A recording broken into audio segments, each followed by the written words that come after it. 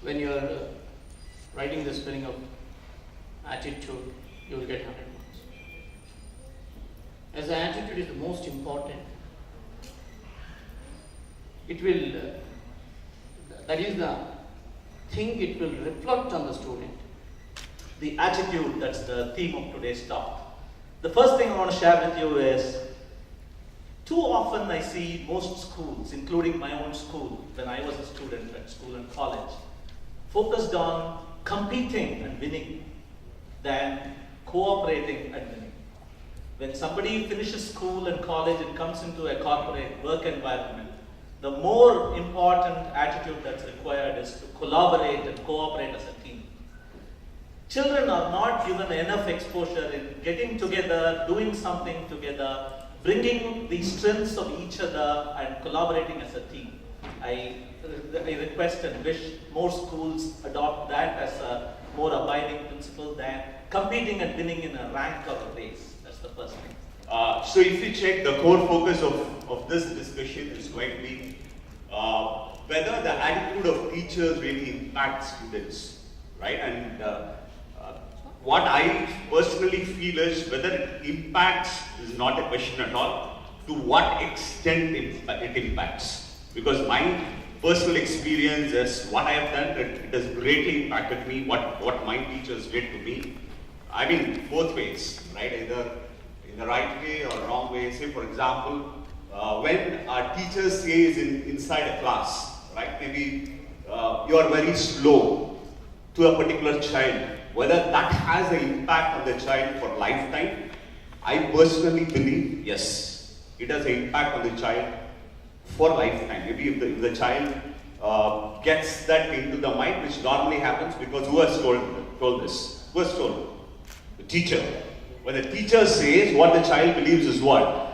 My teacher knows everything. Like how Dr. Kishore was telling, my teachers know everything when I'm very small. Maybe once I become a teenage, 14, 15 times, then they think whether my teacher really knows.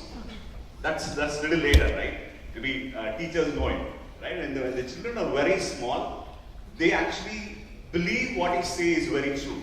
Maybe it is, you go to a child and then say, you are very good, you are fast, or then they think it is true. And similar to that, if you say you are shy, you are slow, they think it is true.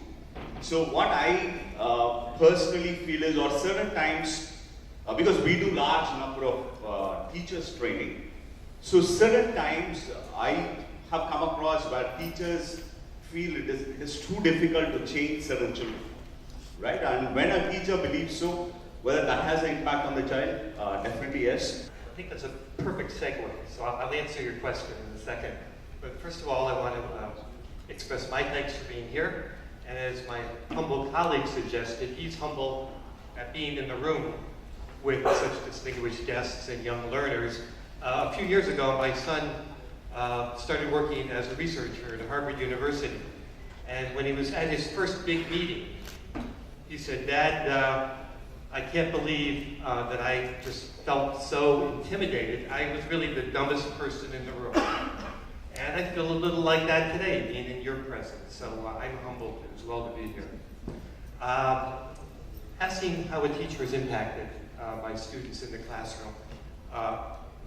The point that I want to address has to do with us as role models, as teachers as role models. But in this sense, are teachers, is teaching an art or is teaching a science?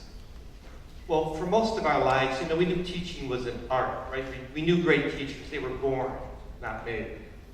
But over the past decades, we've had ways to research the effect of teaching. We've had science and technology and validated studies that tell us what really works in education and what doesn't.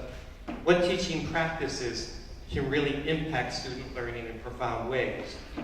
Whether we tell students ahead of time what they're going to learn, whether we encourage students to track their own progress, whether we work in teams rather than alone.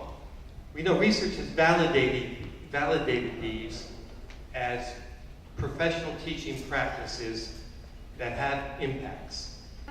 The 3 A's, attitude, aura, attire of a teacher, we call the 3 A's, make a lot of impact on a child. A teacher, it is not only we call her the ignition. If a child has greater ideas, they may be the best student, but without an ignition, there is no flame. And I would say teachers are the ignition. But when this ignition goes beyond, why is it that we are confined to only engineering, medicine, and nobody turns back to become teachers? Why aren't teachers developing that? Or why aren't children thinking that we need to be professors or we need to be teachers? Because every day you get to see advertisements, we need teachers, we need principals, we need teachers. And every parent wants their child to be an engineer or a doctor or an advocate and fly to the West. Unfortunately, we don't think that we need to teach our children to give back to the society, and Guru is one person who gives back to the society for ages all through her life or his life. So I guess being a teacher is the best possible service that we can do in this whole world. When it comes to, say, imparting attitude to children, right? As a education as a system or what we practice, what extent we are ready to make teachers ready to impart the right attitude to children. Because what your teacher told, I again pick what Dr. Kishore told, what the teacher says is being imprinted in the child's mind, right? To what extent we prepare our teachers today so that they talk the right things in the class. Because if some of you know how powerful the kind of words what we use is very powerful. So if a teacher says this child is a problem, that child can never come up in life, because if the child believes and the parent believes, it has a huge impact. So my question, what I want to ask all the panelists is this, or even all the teachers here or students here, or if I ask all the students here, what your teacher says, if any child can actually also can say how it impacts you, that would be wonderful for us to hear, right? So to what extent we put our efforts to train our teachers to talk the right things inside the classroom.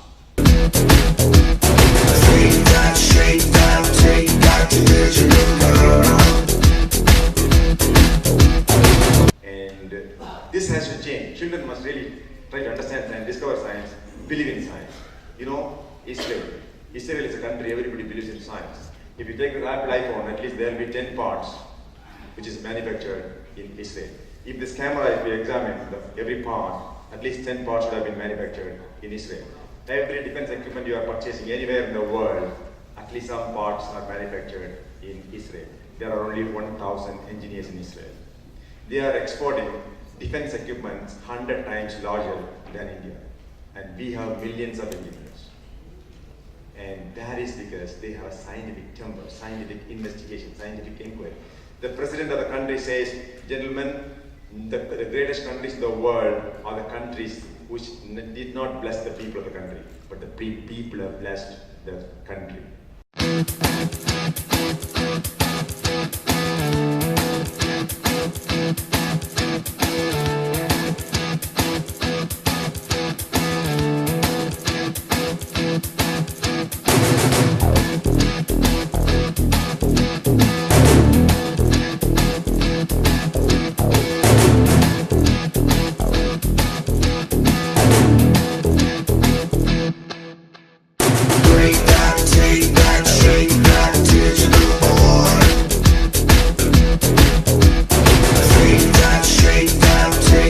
imagination.